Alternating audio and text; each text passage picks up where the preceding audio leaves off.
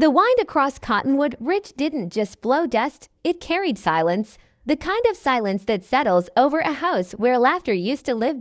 Clara Whitmore stood at the kitchen window of the ranch house her husband built with his own hands. The paint was peeling now. The fence leaned tiredly against the prairie wind. And inside those walls, something darker than grief had taken root. To the town of Dry Creek. Clara was the grieving widow, soft-spoken, polite, dressed, always in long sleeves. But no one in town saw what happened after sunset. After her husband Samuel died in what Sheriff Halbrook called a tragic riding accident, his older brother Warren Whitmore moved into the ranch to help manage things. That's what he told everyone. And at first, Clara had been grateful. She didn't know much about cattle auctions, or land contracts, or bank notes, but she knew Samuel, and Samuel had never trusted Warren. You don't owe him anything, Samuel once told her during an argument Clara only half understood. The night before he died. Now, a year later, Warren ran everything. The ranch hands answered to him. The bank dealt with him. Even the sheriff drank whiskey with him every Friday night. And Clara signed papers she didn't always read. Papers Warren insisted were necessary. You're not strong enough to run this place, he'd say. Samuel knew that. At first, it was words. Then it became control. Then it became something worse. The first time Warren grabbed her arm hard enough to bruise. He apologized. The second time, he didn't single quotes t. By the third time, Clara learned to stay quiet. The house that once echoed with music from Samuel's fiddle now held only the sound of Warren's boots crossing the floor. But fear has a breaking point, and Clara was getting close. That afternoon, the sky burned copper with approaching sunset when a rider crested the ridge. Clara saw him from the window, a lone cowboy. Broad shoulders, dark hat, riding slow, like he wasn't in a hurry to impress anyone. Strangers rarely came to Cottonwood Ridge. Dry Creek wasn't a place travelers stopped unless they had a reason. The cowboy dismounted near the gate, tying his horse with practiced ease. He removed his hat briefly, wiping dust from his brow before walking toward the house. Clara's pulse quickened. Warren wasn't home.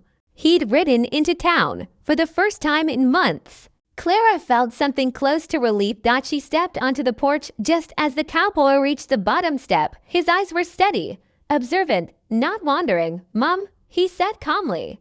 "Name's Luke Callahan. I'm looking for work." His voice wasn't loud. Didn't need to be. Clara studied him carefully. "You've got experience." "Yes, Mom, with cattle." "Yes, Mom, with trouble." At that, the faintest shadow crossed his expression. "More than I'd like." Something about that answer felt honest. Before she could speak again, a wagon rolled up the road, Warren returning earlier than expected. Clara's stomach tightened. Warren stepped down, eyes narrowing when he saw Luke. "We don't need drifters," Warren barked immediately. Luke didn't react. "I wasn't asking you." The air changed. Warren's jaw clenched. "This is my ranch." Clara swallowed. It wasn't true, but she'd been too afraid to say it out loud for months. Luke's eyes shifted slightly toward her, not pushing, not pressuring. Just waiting. And in that silence, Clara felt something shift inside her. "It's mine," she said quietly. Warren turned slowly. "What did you say?" "It's my ranch." The words felt fragile, but they were real. Luke stood still as stone. Warren stepped closer to him. "You looking to cause problems?" "No," Luke replied evenly. "Just work." Warren studied him, calculating. Finally, he spat into the dirt. "Fine. You last 1 week." Clara didn't realize until later that Warren agreed so quickly because he believed he could intimidate Luke the same way he intimidated everyone else. He was wrong. Luke worked harder than any ranch hand Clara had ever seen. He repaired fencing before sunrise, broke a stubborn Mustang no one else could handle, balanced feed accounts with surprising accuracy. But what struck Clara most was what he didn't do. He didn't flirt. He didn't pry. He didn't pretend not to. Notice the tension in the house, the first time Warren raised his voice at Clara in front of Luke. Luke simply watched, but there was something in his stillness that made Warren hesitate, and Warren hated hesitation. 3 days later, Clara dropped a ledger book in the kitchen. It was an accident. Warren reacted like it was betrayal. You can't do anything right, he shouted, grabbing her wrist. Clara winced, and that's when Luke stepped into the doorway. He didn't shout, didn't rush. He simply walked forward and took Warren's hand off her wrist. Firm. Controlled. That's enough. 2 words. Quiet. Final. Warren stared at him, stunned that anyone dared intervene. You don't know who you're crossing, Warren growled. Luke's eyes didn't waver. Maybe I do. Warren shoved him and stormed out. But something had changed for the first time in a year. Clara wasn't alone in that house that night. As Luke sat on the porch cleaning his rifle, Clara joined him. The moonlight silvered the prairie. Why did you really come here? She asked softly. Luke was silent for a long moment. I knew your husband, he finally said. Clara's breath caught. Samuel? He nodded. We drove cattle together in Texas. Good man. Her eyes filled with cares. He fell, she whispered. Horse through him. Luke didn't answer right away. Instead, he reached into his saddlebag and pulled out something wrapped in cloth. A cracked pocket watch. Samuel's initials engraved on the back. Clara gasped. I found it near the ravine, Luke said quietly. And there's something lodged inside. He opened the casing. A flattened bullet. The whine seemed to stop. Samuel hadn't fallen. He'd been shot. And Clara knew, in her bones, exactly who had pulled the trigger. Luke's voice was steady. I didn't come looking for work. Then why? He met her eyes. I came because men only get away with things until someone says enough, and inside the house behind them, Warren Whitmore listened from the shadows and reached slowly for his gun. The night after Clara saw the bullet inside Samuel's pocket watch, the air around Cottonwood Ridge felt different. Heavy. Like the prairie itself knew something dark had finally been uncovered. Clara didn't sleep. Every creak of the house made her heart jump. Every gust of wind against the shutters sounded like footsteps across the hall. Warren's bedroom door remained closed. To quiet. Luke didn't trust silence. He sat on the porch, rifle resting across his knees, head tilted low over his eyes. But he wasn't sleeping, he was waiting, because men like Warren Whitmore didn't respond to exposure with surrender. They responded with violence. Inside her room, Clara stared at the ceiling. Samuel was murdered. The thought didn't feel real. For a year she had replayed the sheriff's words. A tragic fall. For a year she had blamed herself for not insisting Samuel take a different route that morning. For a year she had believed it was fate. Now fate had a bullet lodged in it, and Warren had motive. The memory came back to her clearly now. The argument the night before Samuel died. You're not getting half this ranch, Samuel had said firmly. You've gambled away everything you ever touch. Warren's voice had turned cold. Family means something. So does trust. She remembered Warren's eyes. There had been no brotherly hurt in them, only rage. Clara's breath trembled. She finally understood why Warren insisted on handling the finances. Why he forced her to sign documents she barely understood. Why he discouraged visitors. Why he told people she was too fragile to manage the ranch alone. It wasn't protection. It was isolation. And isolation was controlled. Around midnight, Luke herded HOFBATS. More than one horse. He stood slowly, rifle ready, eyes scanning the ridgeline. For riders emerged from the darkness. Faces covered, moving too confidently to be random bandits. Luke stepped down from the porch, positioning himself between the house and the riders inside. Clara heard the horses and froze. The riders didn't call out. They opened fire. Glass shattered. With splintered. Clara screamed and dropped to the floor.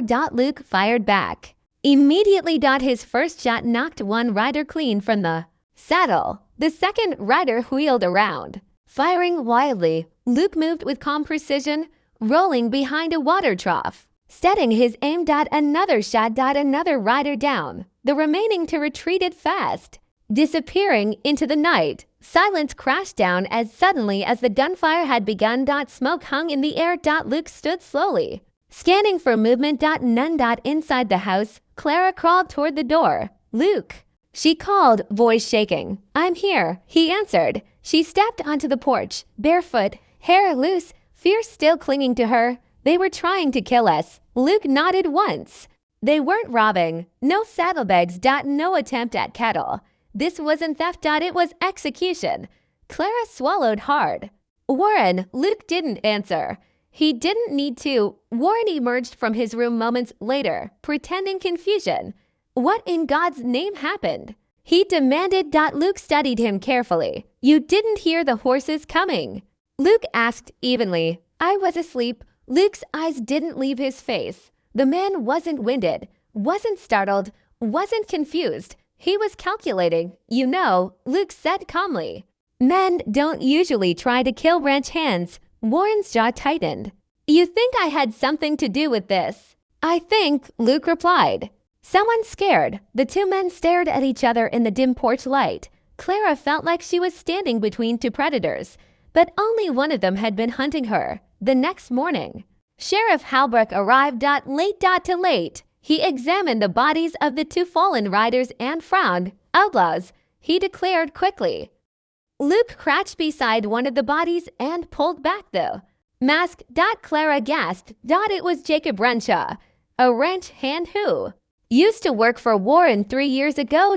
Not an outlaw. Not a drifter. A local man." Halbrook cleared his throat. "Strange times." Luke stood slowly. "Strange how they came straight for this house," he said. The sheriff's eyes hardened slightly.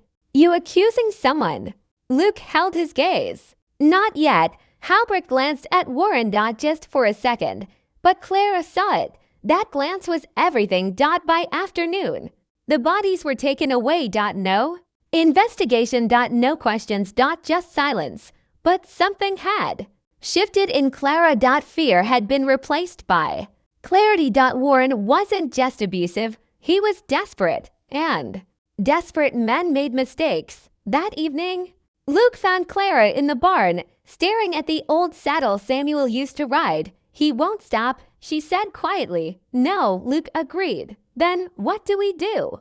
Luke rested his arms on the stall gate. "We wait." "For what?" "For him to push too far." Clara looked at him, confused. "He already has." Luke's jaw tightened. "No, not yet." That night, Warren rode into town again. Luke watched him leave. Then turned to Clara. "It's time you knew everything." She nodded slowly. Luke pulled a folded paper from his saddlebag. "I stopped in Abilene before coming here," he said. "Spoke to a lawyer Samuel once mentioned." Clara's heart pounded. Samuel was changing his will. Her breath caught. Changing it how? Removing Warren completely. The barn felt smaller suddenly. He told the lawyer if anything happened to him before it was finalized, to send word. "And you came?" Clara whispered. Luke nodded. "I didn't believe in accidents that convenient." Tears welled in her eyes. "He was going to protect me. He tried." Luke said gently. The barn door creaked open. Both turned sharply. Warren stood there, gun in hand. "You should have left town." "Cowboy," he said calmly. Clara's blood ran cold. "You've been digging," Warren continued. "Should have minded your business." Luke stepped slightly in front of Clara. "You killed your brother." Warren smiled. "Family disputes happen." Clara felt something inside her finally snap. "You murdered him," she shouted. Warren's eyes darkened. "And now," he said quietly, raising the gun higher, "I fixed my last mistake." Luke's voice dropped low. "Don't." Warren laughed softly. "You think you scare me." Luke's eyes turned to stone. "No," he said. "I think you're afraid." For the first time, Warren hesitated. Just slightly, but enough, because outside the barn hoofbeats echoed.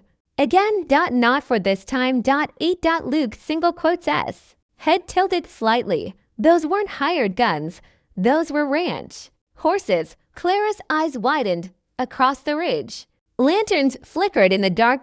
Neighbors. Ranchers. Men who had heard the gunfire the night before. Men who had started asking questions. Warren realized it to end in that single moment of distraction. Everything changed. Luke moved, and the barn exploded into chaos. The lantern light flickered through the cracks of the barn walls. Outside, hoofbeats thundered closer. Inside, Warren Whitmore's finger tightened on the trigger. Luke moved first. Not fast, precise. He stepped sideways, shifting Clara behind a thick wooden support beam just as Warren fired.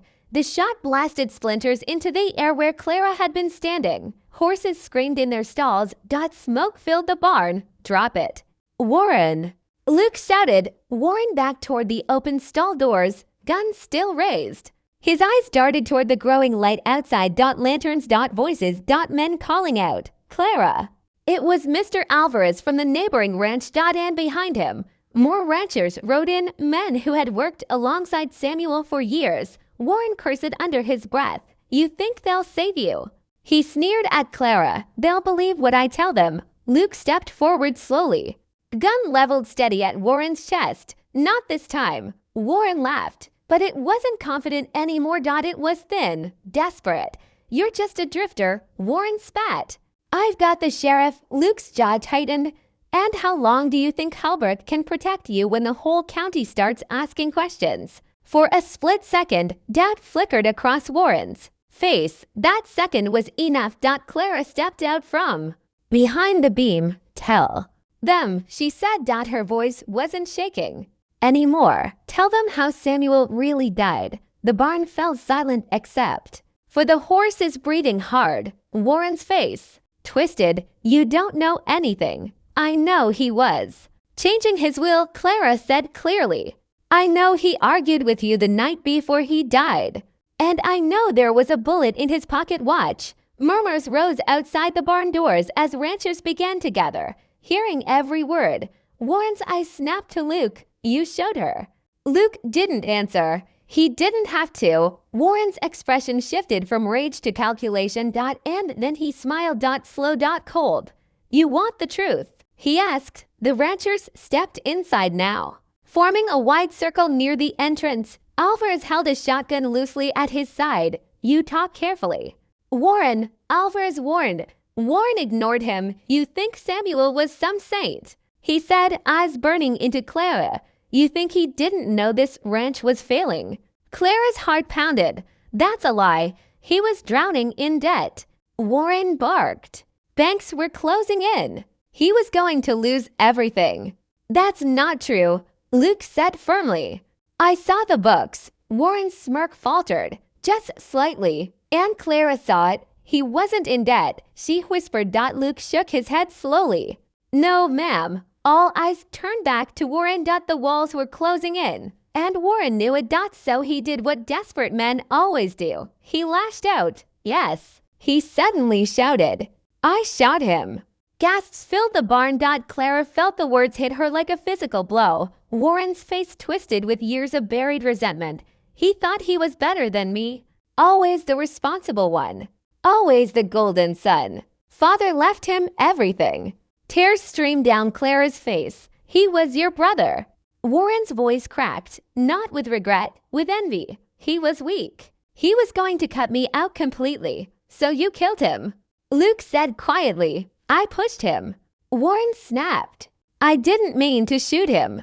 Silence fell heavy. You pushed him during an argument. He fell near the ravine. Gun went off. That what happened. Luke pressed. Warren's breathing grew ragged. He was going to ruin me, he muttered. Alvarez stepped forward. You could have walked away. Warren laughed bitterly. Walk away from what was mine? It was never yours, Clara said. The words were calm. Certain. And they hit harder than any bullet. Warren looked at her like he didn't recognize her. The timid widow. Gone. In her place stood the rightful owner of the ranch, and she wasn't afraid anymore. But the night wasn't finished. Because suddenly a new voice cut through the barn. That's enough. Sheriff Halbrecht stepped inside. Gun drawn, and behind him 3 armed deputies. The ranchers stiffened. Warren's eyes lit with hope. Sheriff. He breathed. Halbrook surveyed the scene, Warren wounded but standing. Luke armed, Clara shaken. You folks best lower those weapons. Halbrook ordered that no one moved. You heard the confession. Alvarez said firmly. Halbrook's jaw tightened. I heard accusations. Warren stared at him in disbelief. I just said I shot him. Halbrook didn't look at him. Instead, he aimed his gun at Luke. You're under arrest for inciting violence and unlawful discharge of a firearm. The barn erupted in protest. That's nonsense. Clara cried. Halbrook's voice turned sharp. This drifter shows up. Gunfight follows. Now a dead man in a barn. Looks clear to me. Luke didn't resist, didn't argue. He slowly lowered his weapon. Warren's confidence returned. Yes, Warren said eagerly. He attacked me. Clara's confused. Clara stared at Halbrook. And then she understood the weekly whiskey. The friendly deals. The delayed investigations. The sheriff had known, maybe. Not about the murder at first, but he'd known. Something wasn't right. And he'd chosen power over truth. You're protecting him, she said. Halbrook's eyes hardened. Careful, ma'am. Luke finally spoke. You going to ignore his confession? Halbrook's expression was cold. I didn't hear one. The ranchers began muttering angrily. Halbrook motioned to his deputies. Take Callahan. Two deputies grabbed Luke's arms. Clara stepped forward desperately. No, he saved my life. Warren smirked, blood staining his shirt, but pride returning to his posture. Seems the law's on my side after all. But then a quiet voice spoke from the back of the barn. I heard it. All heads turned. It was young Tommy Alvarez, only 16. Standing pale but firm. He said he shot Mr. Samuel. Tommy continued. I heard it clear. Halbrook's eyes flashed. You best think carefully. Boy, Tommy swallowed, but he didn't back down. And so did we. Another rancher added. Then another. One by one. Voices rose. We all heard it. The sheriff's grip tightened on his revolver. Power was slipping. And he hated that. Warren looked suddenly uncertain. This wasn't how it was supposed to go. The town wasn't supposed to stand up. Clara stepped forward one final time. You've controlled this town with fear, she said steadily. But fear only works when people stand alone. She looked at the ranchers. There. Not alone anymore, and neither was she. Halbrook lowered his weapon slowly. The balance had shifted, but there was still one problem. Warren, desperate and cornered, made a final reckless move. He lunged for Clara. Gun raised. And in that split second a single shot rang out, echoing across Cottonwood Ridge. Warren Whitmore staggered. Then fell into the hay. This time he wasn't getting up. Smoke drifted from Luke's revolver. Even with deputies holding him, he had moved faster than anyone expected. Clara stared at Warren's lifeless body. Not with hatred. Not with triumph, but with release. The man who haunted her home was gone. But as silence settled, Sheriff Halbrook looked at Luke with something darker than anger. He looked afraid because Warren had been his shield. And now the town was watching him. And the real reckoning was just beginning. Warren Whitmore's body lay still in the hay. The barn smelled of smoke, sweat, and spilled blood. For a long moment, no one spoke. Clara stared at the man who had controlled her life for over a year. The man who murdered her husband. The man who had almost killed her minutes ago. And she felt nothing. No triumph. No sorrow. Just quiet. But Sheriff Halbrook's voice shattered it. Luke Callahan, he said coldly, you are under arrest for the murder of Warren Whitmore. Gasps rippled through the barn. Alvarez stepped forward immediately. That's self-defense, and you know it. Halbrook's expression didn't change. He fired the fatal shot. He was protecting her. Someone shouted. Deputies grabbed Luke again, tighter this time. Luke didn't fight. His eyes met Clara's single quotes as .steady.com. It's all right, he said quietly, but it was and single quotes. Clara stepped forward. He confessed. Warren confessed to killing Samuel. Halbrook's gaze hardened. Dead men can't confirm that. The barn erupted in angry voices. Tommy Alvarez stepped up again. We all heard it. Halbrook raised his hand sharply. Enough. You're letting emotion cloud judgment. The irony hung heavy. Because for years, Halbrook's judgment had been clouded by bribes and whiskey. But power is a stubborn thing. And Halbrook wasn't ready to lose his. You think this town runs without order? He barked. Without law, law ain't the same as justice. Alvarez replied quietly. That struck deeper than shouting ever could. Halbrook ignored him. Callahan will stand trial in Dry Creek tomorrow morning. Clara felt the world tilt. Tomorrow, that fast. This wasn't justice. This was damage control. That night, Luke sat in a cell in the small Dry Creek jail. The cell bars cast long shadows across the floor. Halbrook stood outside them. You could have left town, Halbrook said quietly. Luke leaned back against the wall. So could you. The sheriff's jaw tightened. You don't understand what Warren meant to this town. I understand exactly, Luke replied calmly. He meant money. Halbrook didn't deny it. Dry Creek's been struggling for years, he muttered. Warren brought investment, loans, stability, with blood money. Halbrook's eyes flickered. You think you're the hero, the sheriff said. No, Luke replied again, steady as ever. I just don't look away. That was what truly threatened Halbrook. Not guns. Not fists. But exposure. Meanwhile, Clara didn't sleep. She sat at the kitchen table of her ranch house, alone now.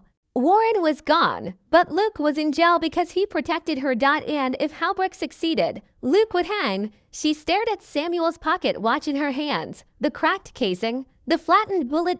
Proof. But proof only matters if someone listens. And Clara realized something important. Fear had ruled this town for too long. But fear only works in silence. Not by sunrise. She had made a decision. The town square filled quickly the next morning. Word spread fast in small towns. A public trial. A shooting. The widow Whitmore involved. Sheriff Halbrook stood tall near the courthouse steps, projecting authority. Luke was brought out in handcuffs. Clara's heart clenched at the sight, but Luke walked like a free man. Head high. Unshaken. Halbrook addressed the crowd. Yesterday, Luke Callahan unlawfully killed Warren Whitmore, he confessed. Clara shouted from the crowd. All eyes turned. Halbrook's voice hardened. Mrs. Whitmore, grief can distort memory. The crowd murmured uneasily. Clara stepped forward, holding the pocket watch high. This was found at the ravine where Samuel died. She opened it so everyone could see the bullet lodged inside. Gasps spread. Halbrook felt the shift immediately. That proves nothing, he said sharply. It proves he was shot. Clara replied firmly. Not thrown from a horse. Alvarez stepped beside her. And we heard Warren confess last night. So did I, Tommy added. And I, another rancher said. One by one, voices rose. The sheriff's face paled. He hadn't expected unity. He expected fear. Halbrook tried one last tactic. You think you can run this town without law? He demanded. An older rancher stepped forward slowly. We want law, he said. Just not corruption. That word hit like a bullet. Corruption. Halbrook's hand twitched near his revolver, and that small movement told everyone what they needed to know. Luke spoke for the first time. You can end this without more blood. Halbrook looked at him.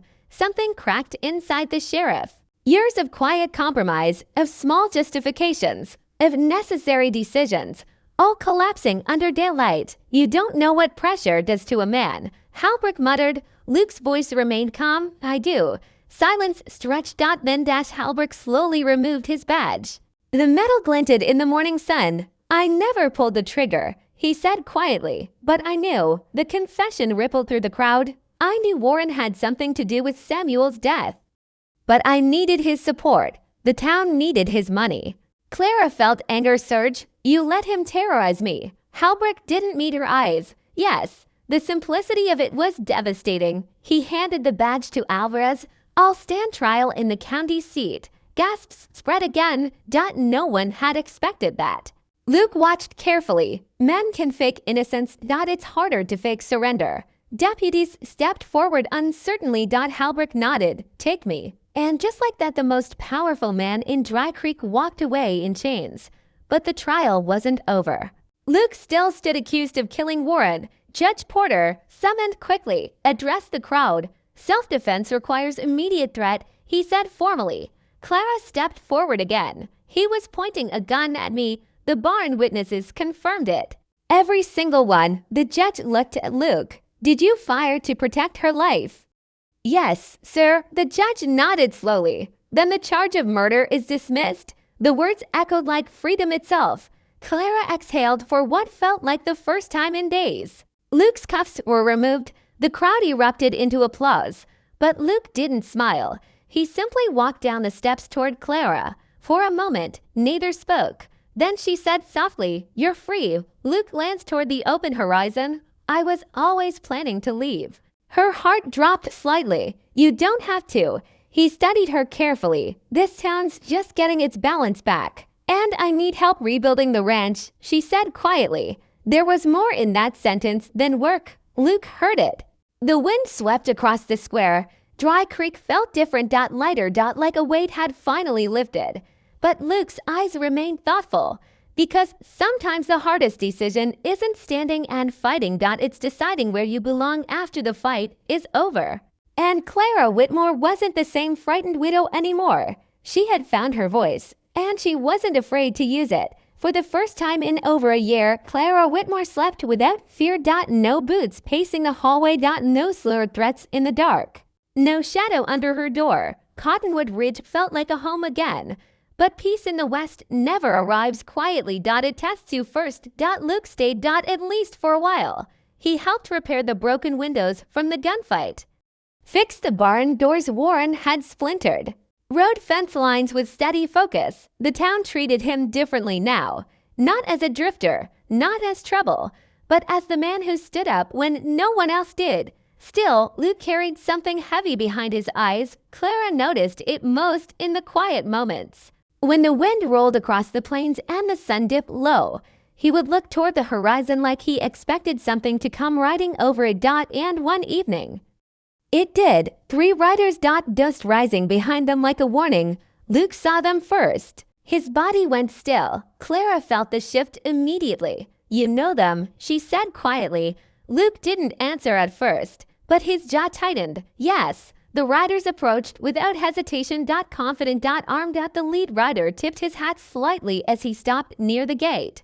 Tall, lean scar across his cheek. Evening, Luke. Clara felt the air turn sharp. Luke stepped forward slowly. What do you want, Grady? Grady Collins.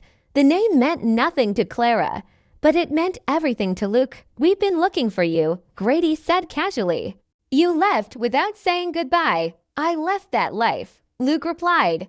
Grady smirked. Doesn't matter what you left. Matters what you owe. Clara's stomach dropped. Oh? Luke had never spoken of debt or enemies. Grady glanced toward Clara. So this is why. Luke stepped slightly in front of her again. That's far enough. Grady laughed. You think we rode all this way for a friendly visit? The 2 riders behind him shifted in their saddles, hands near their guns. Clara's heart pounded.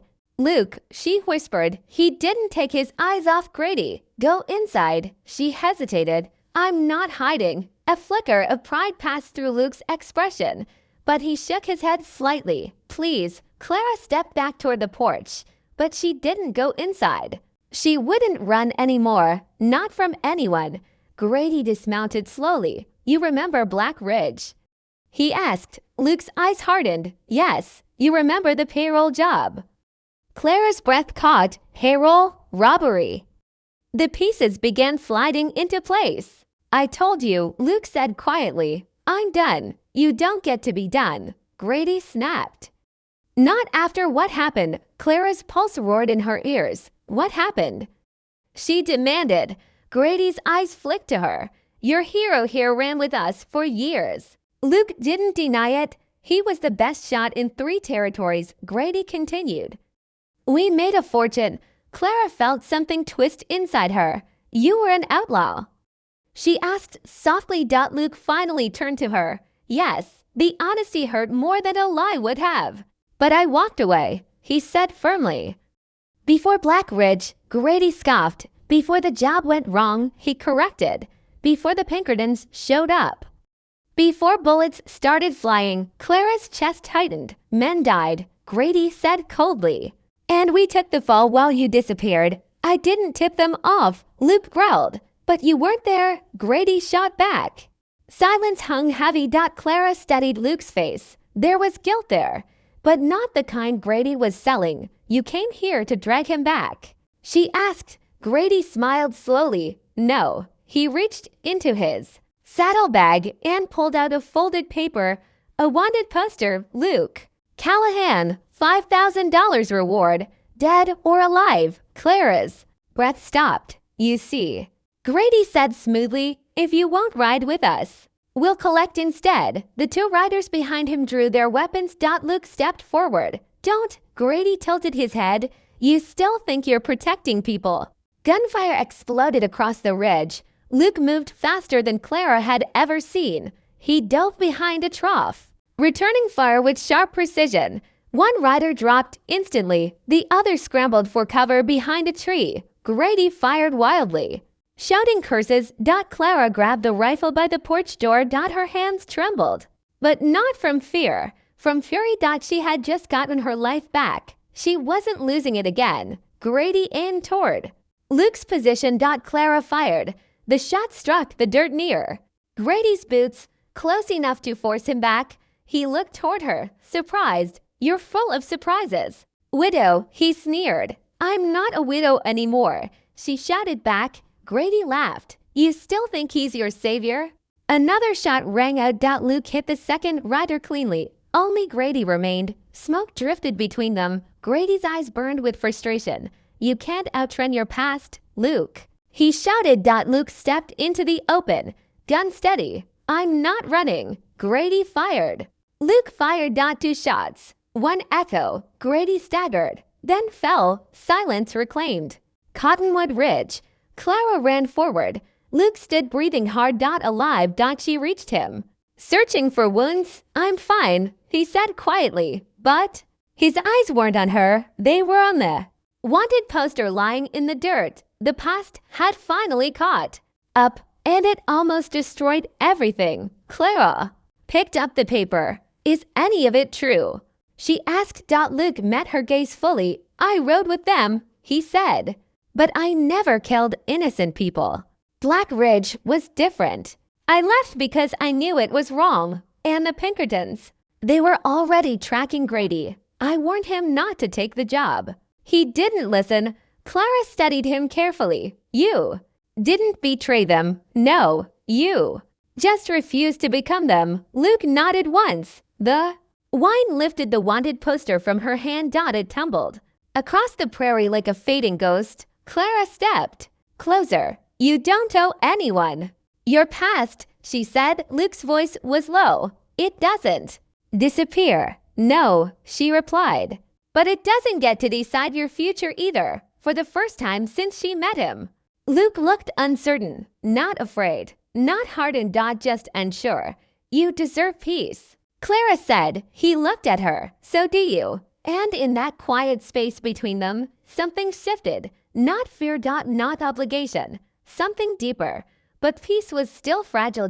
Because down in Dry Creek, a telegraph operator was tapping out a message about 3 dead men at Cottonwood Ridge, and one of them had a federal wanted poster in his saddlebag. The outside world was about to come knocking. And the final test hadn't even begun. The prairie was quiet. 3 days after the shootout. Too quiet. Clara stood on the porch at sunrise, coffee untouched in her hands. Luke was down by the fence line repairing a split rail, working steady, controlled, like a man trying to keep his thoughts from drifting too far. But both of them knew peace had a ticking clock, and that clock rode in on a cold morning when dust rose on the southern trail. Not 3 riders this time. 6 wearing long coats, federal badges glinting in the early light. U.S. Marshals. Clara's heart dropped. Luke saw them too. He didn't reach for his gun. He didn't run. He simply stood up straight and removed his gloves. They came. Clara said quietly as she walked down toward him. Yes, you could leave now. Head north. There's time. Luke gave the smallest shake of his head. I'm done running. The marshals approached at a measured pace. Their leader, a gray-bearded man with sharp eyes, dismounted first. Luke Callahan? He asked. That's me. The marshal studied him carefully. We've been tracking you for 2 years. Luke nodded once. I figured. Clara stepped closer to Luke, refusing to stand behind him this time. The marshal noticed. And you are Clara Whitmore. This is my ranch. The marshal's gaze shifted between them. We're aware of the incident here 3 days ago, he said. 3 dead men. One of them Grady Collins. You know him? Clara asked. The marshal's eyes hardened. We've been hunting Collins and his crew since Black Ridge. Luke's jaw tightened slightly at the name. The marshal continued. Payroll robbery. 6 guards dead. Clara looked at Luke. He didn't flinch, but pain flickered in his eyes. I wasn't there. Luke said calmly. That's what we're here to determine, the marshal replied. One of the younger deputies dismounted, holding a worn wanted poster. You match the description, he said. Luke gave a faint, humorless smile. I imagine I do. The marshal stepped closer. You rode with Collins for years. Yes. You left just before Black Ridge. Yes. Convenient timing. Luke met his stare evenly. I told him not to take that job. And why should we believe you? Before Luke could answer, Clara stepped forward. Because he had every chance to run 3 days ago, she said firmly. Instead, he stood his ground and saved my life. The marshal looked at her carefully. Mom, outlaws sometimes protect what's convenient. Clara's voice didn't waver. He's not an outlaw. Luke glanced at her. Something in his expression softened and hurt at the same time. The marshal studied Luke for a long moment, then said something unexpected. Grady Collins carried a letter. Luke's brow furrowed slightly. A letter? Clara asked. The marshal nodded. Double quotes. We found it in his saddlebag. He reached into his coat and pulled out a folded, withered paper. I believe it belongs to you. Callahan. Luke's eyes narrowed. He took the letter slowly and folded it. Clara watched his expression change. Confusion. Recognition. Shock. What is it? She whispered. Luke handed it to her. It was dated 2 years ago. Signed by Luke Callahan. Addressed to the U.S. Marshal's Office. Clara's breath caught as she read. I can provide information on Grady Collins and his crew. I will not participate in further crimes. Meet me at Black Ridge. She looked up at him, stunned. You wrote this? Luke nodded slowly. I sent word before the robbery, he said quietly. I tried to stop it. The marshal spoke again. We received this letter, he confirmed. But by the time we reached Black Ridge, the robbery had already begun. And Luke wasn't there, Clara said. No, the marshal replied. He wasn't. Silence fell over the ridge. You were working with us. The younger deputy realized. Luke exhaled slowly. I wasn't working for you. I was trying to end it. The marshal nodded once. Collins believed someone tipped us off, he said. Seems he figured out it was you. That's why he came here. Clara whispered. The marshal looked at Luke with new understanding. You weren't running from us, he said. No, you were hiding from him. Luke didn't answer. He didn't need to. The marshal straightened. Well, he said after a moment. That changes things. Clara held her breath. The marshal removed a folded document from his coat. A full pardon, he said. Signed last year. Conditional upon confirmed non-involvement in Black Ridge. Luke stared at him. It was never delivered, the marshal added. We couldn't find you. A strange laugh escaped Luke's chest, not amusement. Relief. After 2 years of living under a shadow, the weight lifted in a single sentence. You're free. Mr. Callahan, the marshal finished. Clara felt tears sting her eyes. Free. Not hunted. Not wanted. Free. The marshals mounted their horses before leaving. The older marshal looked back at Luke. Hard to outrun who you were. he said. Luke nodded slightly. But you can choose who you are. With that, they rode off into the open prairie. And just like that, the past was gone. The ranch felt different that evening. Not tense. Not uncertain. Peaceful. Clara sat on the porch as the sun dipped gold over Cottonwood. Rich. Luke leaned against the railing. So, he said quietly, "Looks like I don't have to leave." Clara smiled faintly. Good, a comfortable silence stretched between them. "You ever think," Luke said thoughtfully, "that maybe everything that happened led here?" Clara considered that. The grief. The fear. The gunfire. The truth. "If you hadn't come," she said softly, "I might still be living afraid in my own home." Luke looked at her. "You weren't weak, Clara." "No," she said. "But I was alone." The wind rolled across the prairie. Softer now. "I don't want to be alone anymore," she added quietly. Luke understood what she wasn't saying outright. And for once, the cowboy didn't look toward the horizon. He looked at her. "I've spent most of my life riding away from things," he said. "Trouble, guilt, myself." Clara stepped closer. "And now?" He studied the house. The land. The fading sunlight. Her. "Now," he said gently, "I think I'd like to stay." Tears slipped down Clara's cheeks. Not from pain this time, from healing. The house on Cottonwood. Rich had held fear. Control. Violence. But now it held something stronger. Choice. The cowboy who once ran with outlaws had chosen honor. The widow who once lived in silence had found her voice. And the words that changed everything still echoed quietly in the wind. "That's enough." Not shouted. Not forced. Just spoken with conviction. Because sometimes it only takes one person to draw a line. One moment to stand firm. One decision to stop running. And sometimes the bravest thing a cowboy can do is stay.